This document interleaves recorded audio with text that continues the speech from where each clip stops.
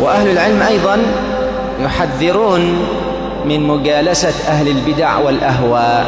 إذا جالست أهل البدع وأهل الأهواء يؤثرون عليك.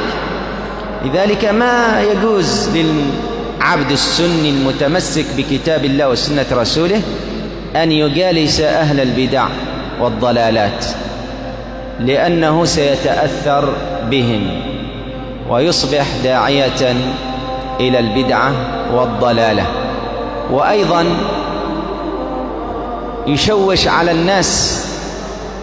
فإذا رآه الناس الذين يثقون فيه يثقون به أنه رجل على خير وصلاح، ويجالس هؤلاء المبتدع الضلال، يقولون إذن هؤلاء على خير وصلاح، فيؤدي إلى أن يغتر الناس بهؤلاء الضلال أهل البدع والأهواء.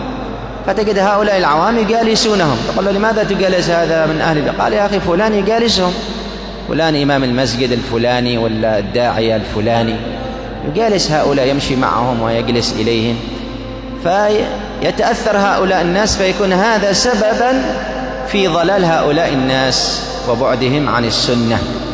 لذلك كان من منهج أهل السنة والجماعة هجران أهل البدع والضلالات وعدم مجالستهم والسماع منهم.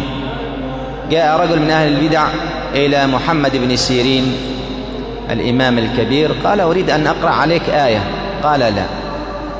قال آية؟ قال ولا آية، ما تقرأ علي، اذهب من هنا.